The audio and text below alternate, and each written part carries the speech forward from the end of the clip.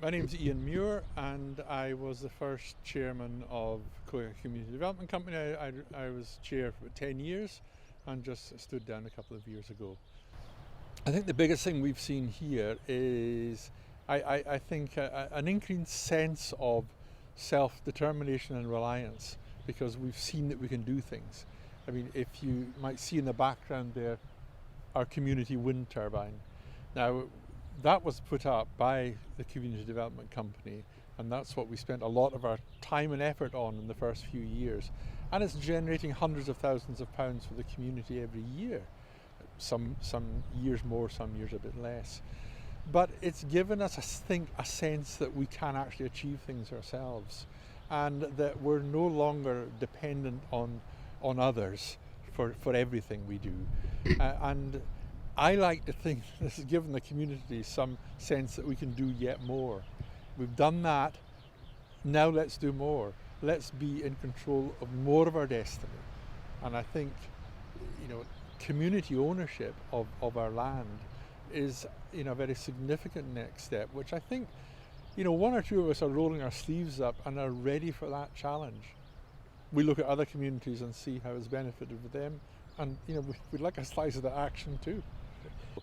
We started acquiring some assets. We acquired the smokehouse that was here when the company that owned it relocated to the East Coast, taking all the jobs with it. We acquired the premises they had, and we made it available to the community for business startups, etc. Now, as it happened, not many people took up the opportunity, but we made the opportunity nonetheless for them, and that was a good thing to do. And we acquired the schoolhouse, which was no longer required by the council, and we converted that into flats, and we make that available as social housing.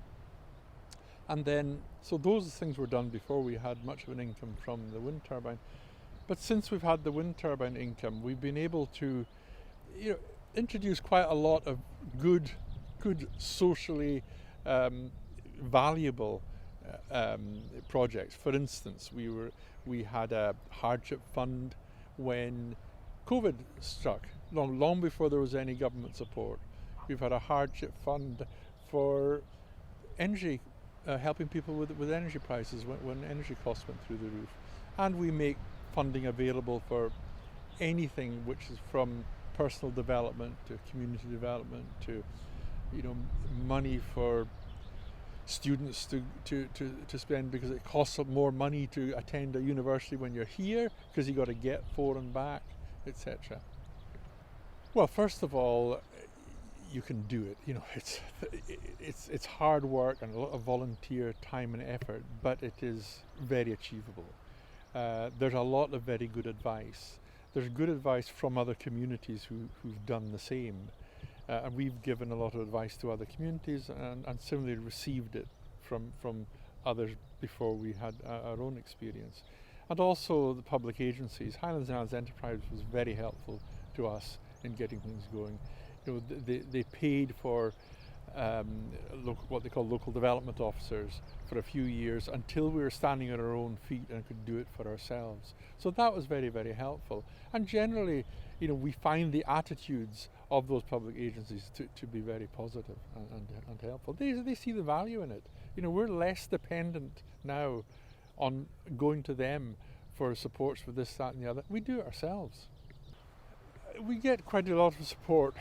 Currently, do we need more? I think the whole thing about land ownership in Scotland has got a way to go before it achieves the level of really, the kind of social justice that we need. There's too much land in control of far too few people, and organisations that are, affinity groups who have got a particular agenda which doesn't necessarily suit the communities that they're having some control over. And we have examples of that around here. If we look forward to being able to hopefully acquire land here and put the community at the heart of that, and support, obviously funding for that is without it we can't consider many of these things. I mean, yes, we have our income from the turbine. We're putting that towards housing. That's the next big project for us. But for acquisition of land, government support is really required for that, to redress the balance that needs to be redressed.